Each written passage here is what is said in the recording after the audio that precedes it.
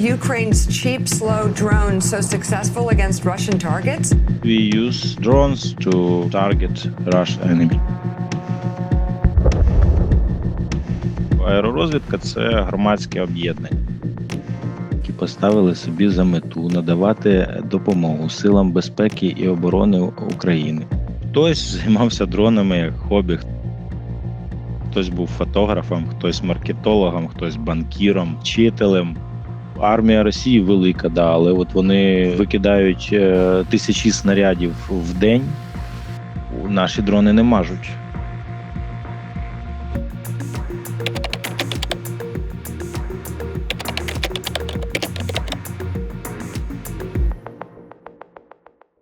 Kiev this morning is staring down the barrel of a Russian assault column 40 miles long. Why can't anybody do anything about this approaching humanitarian nightmare?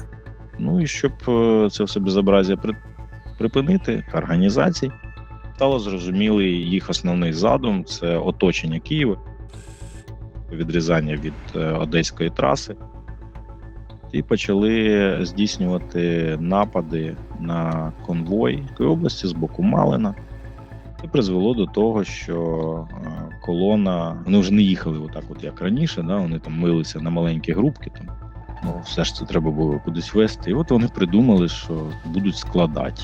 Там вибрали одну ферму, ми спостерігали за нею, дали їм тиждень часу, щоб вони побільше туди завезли. Потім викатили артилерію, і вилетів безпілотник і рознесли її.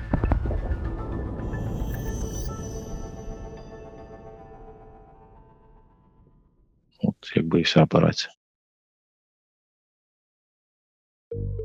Армія Росії велика, але російської армії вже з 2014 року бадаємося, нічого нового там немає. A Russian invasion of Ukraine. Russian troops spreading out throughout the strategic Crimean Peninsula. 20,000 Russian soldiers have been on the move across Crimea in the past 24 hours. Рік нас покрутили в новинах, а потім всі забули. Хтось займався дронами як хобі. Хтось був фотографом, хтось маркетологом, хтось банкіром, вчителем. Особисті якості людини важливі. Це мають бути стресостійкі люди.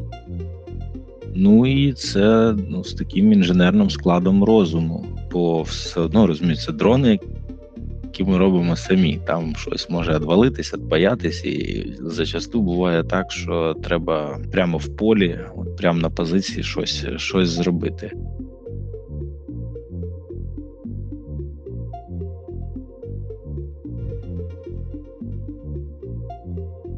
У нас є загиблі 5 людей.